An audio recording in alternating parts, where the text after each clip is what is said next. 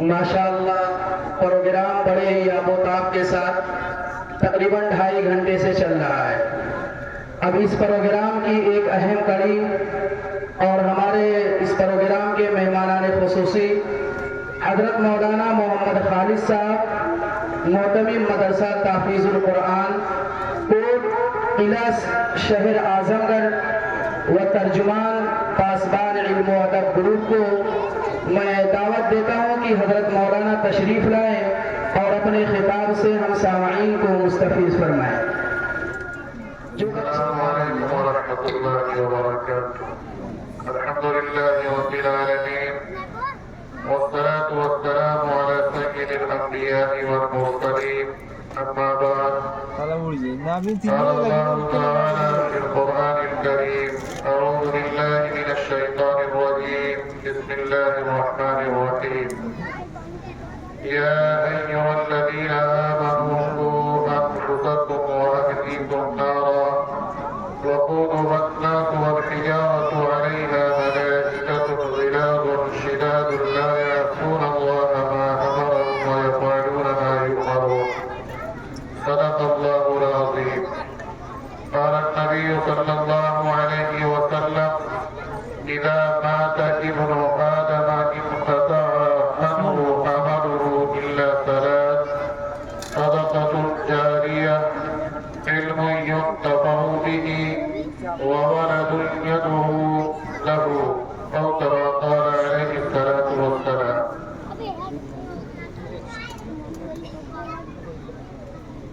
معزز سامعین کرام، برادران اسلام،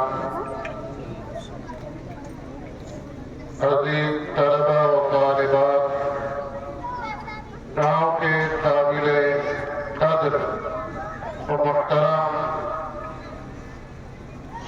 مرد و خواتین، اور آج کے اس پروگرام کے سرپرست حضرت مولانا سید البشر ندوی صاحب، انہوں نے جیسا کہ ہمارا تعارف کرایا، یہ ان کی محبت ہے، اور یہ ان کی محبت ہی ہے جو آج یہاں پر کھینچ کر لائی ہے۔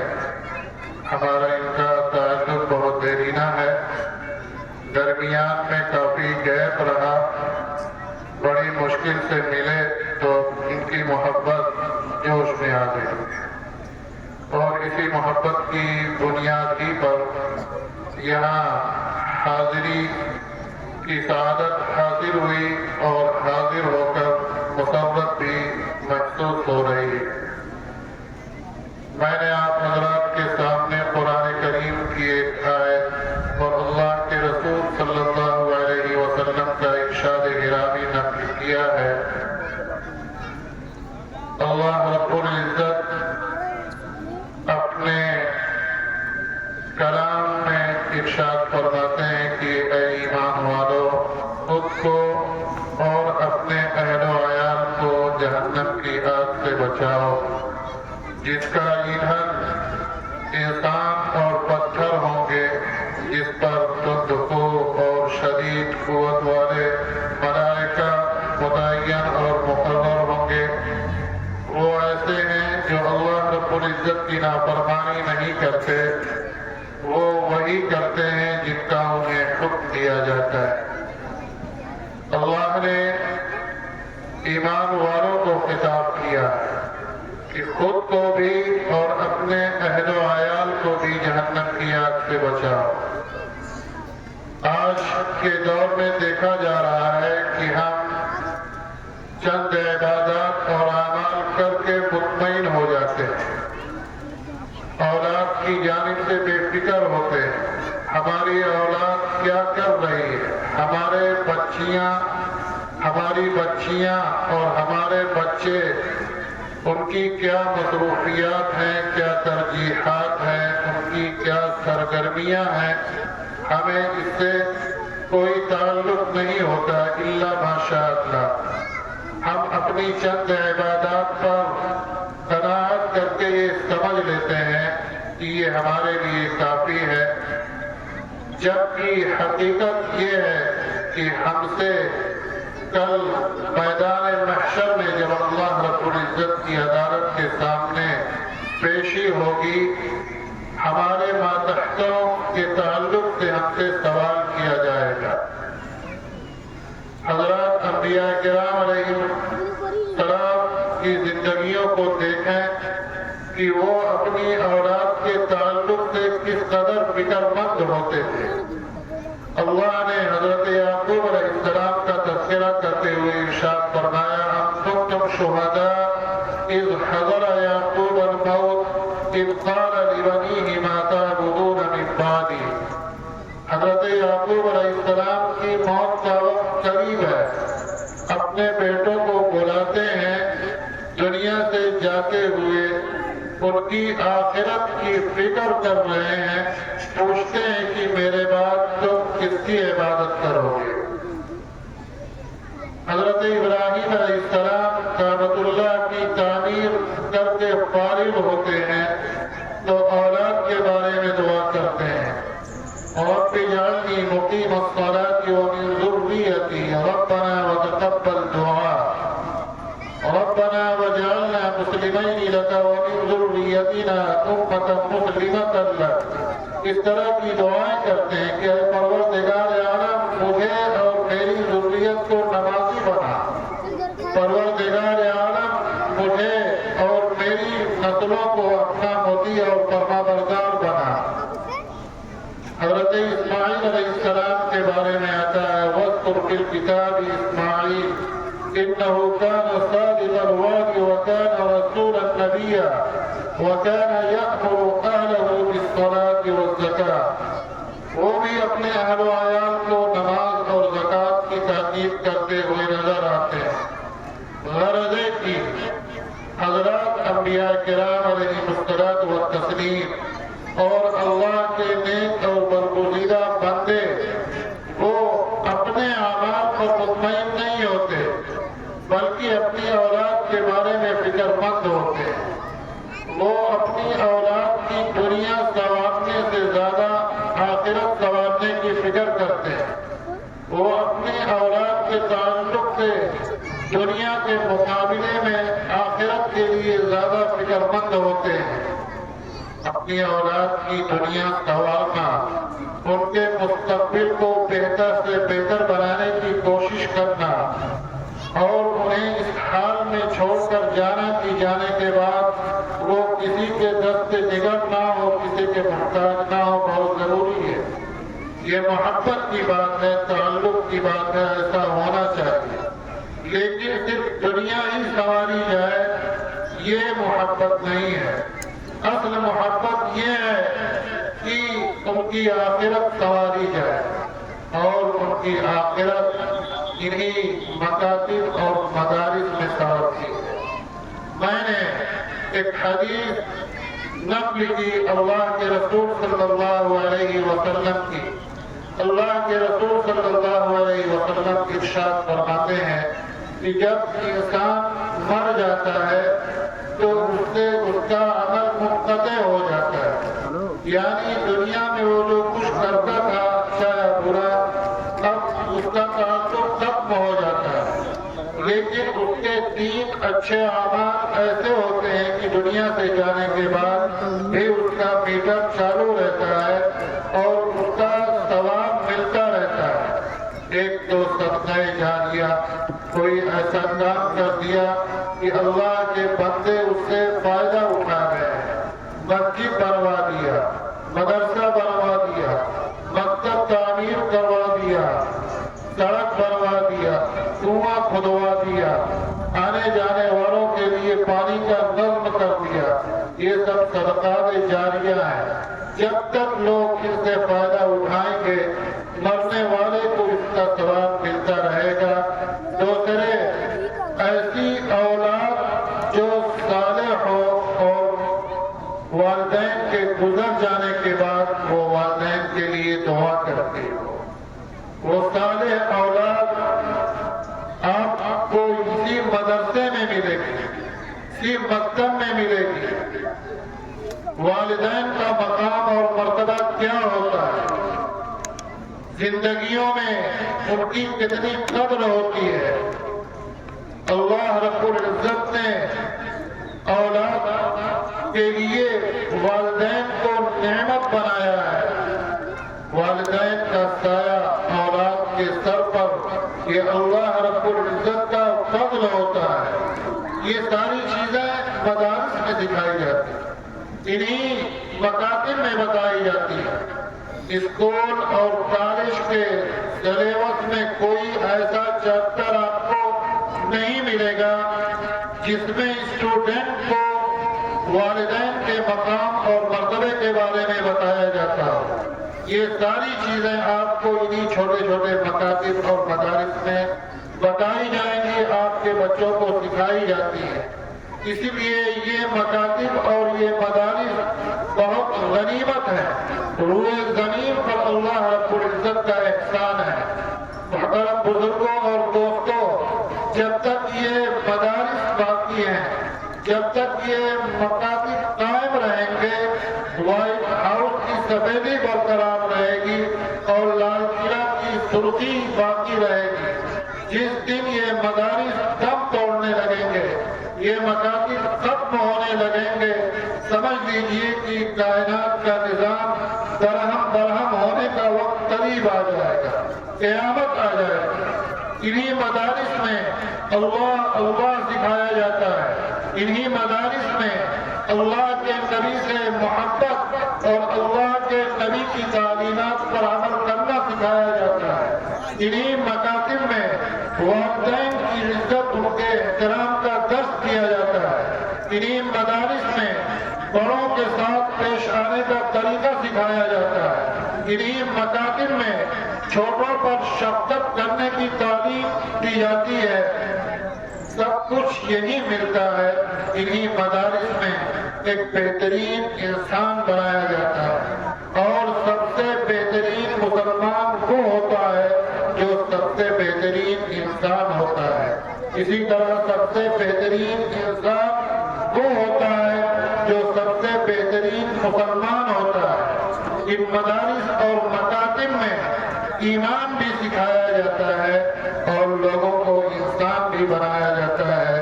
لہذا ان مکاتب کا تعاون، اس کی مدد، اس کی تعمیر و ترقی میں بڑھ چڑھ کر حصہ لینا، یہ صدقہ جاریہ ہے آپ کے لیے۔ یہ وقت کا تقاضا ہے، یہ وقت کی آواز ہے کہ آج ہم اپنے چھوٹے چھوٹے مکاتب کو مضبوط کریں، قوی کریں، انہیں معیاری بنائیں۔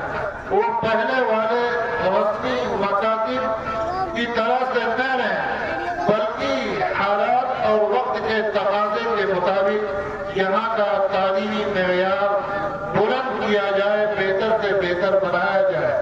الحمدللہ مولانا خیر البشر ندوی صاحب جن پر آج ہمیں فخر محسوس ہو رہا ہے کہ 7 سالوں سے مسلسل کوشش کر رہے ہیں اور اپنے گاؤں کے مدرسہ کو معیاری سے معیاری بنانے کی بھرپور کوشش اور لگن میں مصروف ہے، اور اس کے تعلیمی معیار کو بہتر سے بہتر بنانے کی کوشش کر رہے ہیں۔ الحمدللہ گاؤں کے لوگ ان کا تعاون کر رہے ہیں۔ ہمیں ان کے جوش، جذبے اور لگن سے پوری امید ہے کہ آپ کے گاؤں کا یہ چھوٹا سا مکتب انشاءاللہ جلد ہی ایک تناور درخت بنے گا، اور یہاں سے علم و عمل کے چشمے کھولیں گے، اور گاؤں کا ہر بچہ، ہر بچی تعلیم یافتہ ہوگی۔ محترم بزرگوں اور دوستوں، اولاد یہ قوم ملت کا قیمتی اثاثہ اور سرمایہ ہوتے ہیں، یہ مستقبل کے معمار ہوتے ہیں، یہ معاشرے اور سماج کے بہترین افراد ہوتے ہیں۔ جب بچپن ہی میں ان کی بہترین تعلیم اور تربیت کر دی جائے گی تو بڑے ہو کر بھی یہ اسی روش پر چلیں گے اور سماج اور معاشرے کے بہترین فرد بنیں گے۔ ملک و ملت کا نام روشن کریں گے۔ اس میں سب سے اہم کردار ان کی تعلیم اور تربیت کا والدین کا ہوتا ہے، ماؤں کا ہوتا ہے، باپ کا ہوتا ہے۔ باپ تو کمانے میں ادھر ادھر مصروف ہوتے ہیں، وہ زیادہ توجہ نہیں دے پاتے، لیکن جو گھر پر رہتے ہیں انہیں توجہ دینے کی ضرورت ہے، اولاد کے ساتھ تھوڑا وقت گزارنے کی ضرورت ہے۔ اور ماں کی گود کو تو پہلا مدرسہ کہا گیا ہے، اسی لیے آتا ہے تطلبوا العلم من المہد الی اللحد، کی تعلیم ماں کی گود سے لے کر قبر تک سیکھو۔ علم حاصل کرنے کا کوئی وقت نہیں، کوئی مدت نہیں، آپ شروع سے لے کر آخری تک، پیدا ہونے سے لے کر موت تک تعلیم حاصل کرتے رہیں، اس کی کوئی انتہا نہیں۔ مذہب اسلام وہ مذہب ہے جس میں سب سے زیادہ تعلیم کی حوصلہ افزائی کی گئی ہے، سب سے زیادہ تعلیم کو فروغ دینے کی بات کی گئی ہے، لیکن افسوس کے ساتھ یہ کہا جا سکتا ہے کہ آج مذہب اسلام کے ماننے والے اور اس کے علمبردار تعلیمی میدان میں انتہائی پیچھے۔ ہمیں جو مذہب ملا، ہمیں جو شریعت ملی، اس مذہب کا آغاز، اس شریعت کی ابتدا وحی کے ان کلمات سے ہوتی ہے، ان آیات سے ہوتی ہے جس میں اللہ رب العزت نے پڑھنے پڑھانے کی بات کی ہے، قلم سے لکھنے کی بات کی ہے، سیکھنے سکھانے کی بات کی ہے۔ اقرأ باسم ربک الذی خلق، خلق الانسان من علق، اقرأ وربك الأكرم الذي علم بالقلم علم الإنسان ما لم يعلم۔ ہمیں جو ہمارے نبی صلی اللہ علیہ وسلم پر سب سے پہلی وحی جو نازل ہوئی اس میں پڑھنے پڑھانے کی بات، گویا کہ مذہب اسلام کا آغاز تعلیم و تعلم سے ہوتا ہے، اور ہم آج اسی مذہب کو ماننے والے، اسی مذہب کے پیروکار، اسی شریعت کے علمبردار تعلیم میں انتہائی پیچھے ہیں۔ اس لیے دوستو، وقت آ گیا ہے کہ ہم تعلیمی میدان میں اتنے آگے آئیں کہ دنیا والوں کو ہم پیچھے چھوڑ دیں۔ تعلیم ہمارا گمشدہ سرمایہ ہے، جہاں بھی ملے اسے حاصل کریں۔ گاؤں کا کوئی بچہ بے پڑھا نہ ہو، کوئی بچی بے پڑھی نہ ہو۔ اگر ہم نے غفلت میں زندگی گزار دی تو خدا اپنی اولاد سے غفلت نہ برتے۔ بہت زیادہ گھروں کے اندر موبائل کا استعمال بچوں کے لیے نقصان دہ ہے، ان پر نگاہ رکھیں، ضرورت کے مطابق انہیں موبائل استعمال کرنے کی اجازت ہے۔ آج کے دور میں یہ موبائل بہت بڑا فتنہ بن گیا ہے، تعلیم سے رکاوٹ میں، تعلیم سے دوری میں، بے حیائی میں، بے ایمانی میں، دروغگوئی میں، ان سب چیزوں میں موبائل کا بہت ہی اہم کردار ہے۔ لہذا موبائل کا صحیح استعمال ہمیں نفع دے سکتا ہے اور غلط استعمال ہمیں بے انتہا نقصانات سے دوچار کر سکتا ہے۔ لہذا ہم اپنی ماں اور بہنوں سے بھی درخواست کریں گے کہ وہ خود کم از کم موبائل کا استعمال کریں۔ وہ اگر کم استعمال کریں گی تو بچے بھی کم کریں گے، لیکن وہ ہر وقت موبائل میں مصروف رہیں گے تو ان کی دیکھا دیکھی بچے بھی موبائل مانیں گے۔ اب تو حال یہ ہو گیا ہے کہ بچوں کو پہلانے اور پھسلانے کے لیے موبائل تھما دیا جاتا ہے، لو یہ موبائلوا اس طرح سے کہا جاتا ہے۔ یہ صورتحال ہو گئی ہے۔ جب یہی بچے شروع سے موبائل کے عادی ہو جائیں تو بڑے ہونے تک آپ ان کو موبائل سے دور نہیں کر سکتے، پڑھائی ان کی متاثر ہو سکتی ہے۔ لہذا خود بھی موبائل پر کنٹرول کریں اور اپنے بچوں اور بچیوں پر بھی نظر رکھیں۔ میری دعا ہے کہ گاؤں کا ہر بچہ، ہر بچی تعلیم یافتہ ہو، نیک، صالح اور صالحہ ہو، والدین کی مطیع اور فرما بردار ہو۔ گاؤں کے تمام افراد کو اللہ رب العزت اپنے شایان شان جزائے خیر عطا فرمائے، جو اس مکتب کی تعمیر و ترقی میں مسلسل کوشاں ہیں۔ ہم بھی ایک مدرسہ چلاتے ہیں، مدرسہ کے خادم ہیں گویا، اور ہمارا مدرسہ کوئی ایسا جو عام مدرسہ ہوتا ہے اس طرح سے نہیں ہے، بلکہ حفظ پرست مدرسہ ہے۔ اس میں حفظ کے بچوں کو حفظ کی تعلیم کے ساتھ ساتھ اسکول کی تعلیم دی جاتی ہے۔ حفظ مکمل ہونے تک 8 تک اسکول کا نصاب پڑھا دیا جاتا ہے، اور اس کے بعد 2 سال میں 10 تک کی تیاری کرا دی جاتی ہے، اور 10 کا امتحان تمہیں دلایا جاتا ہے۔ یہ ہمارے مدرسے کا دوسرا سال ہے۔ الحمدللہ 40 بچے ہاسٹل میں رہتے ہیں۔ یہ نیا نظام شروع کیا گیا ہے تعلیم کا، تاکہ وہ بچے جو حفظ کر کے ادھر ادھر گھومتے رہتے ہیں، انہیں کوئی لائن نہیں ملتی، وہ سوچ نہیں پاتے کہ اب ہم کیا کریں، عالم بنیں، اسکول میں جائیں، اتنا وقت تو ہم نے حفظ میں لگا دیا۔ ان کے لیے یہ رکھا گیا ہے۔ اگر آپ کے یہاں ایسے کوئی بچے ہوں جو حفظ کر چکے ہوں لیکن ان کی تعلیم منقطع ہو گئی ہے، تو وہ ہم سے رابطہ کر سکتے ہیں۔ ہم انہیں عصری تعلیم دلائیں گے۔ 2 سال کے اندر ہم انہیں 10 تک کی تیاری کرا کے انہیں 11ویں میں ایڈمیشن دلا سکتے ہیں انشاءاللہ۔ اس طرح کا نظام ہم لوگوں نے شروع کیا ہے، اور گاؤں گاؤں دورہ کر کے اس طرح سے لوگوں کو بتائیں گے، تاکہ اس میدان میں بھی جو بچے حفظ کر رہے ہیں آئیں اور اس سے فائدہ اٹھائیں۔ بس انہی چند باتوں پہ کی بات کو ختم کرتا ہوں۔ اللہ رب العزت کہنے اور سننے سے زیادہ عمل کی توفیق مرحمت فرمائے۔ وآخر دعوانا الحمدللہ رب العالمین۔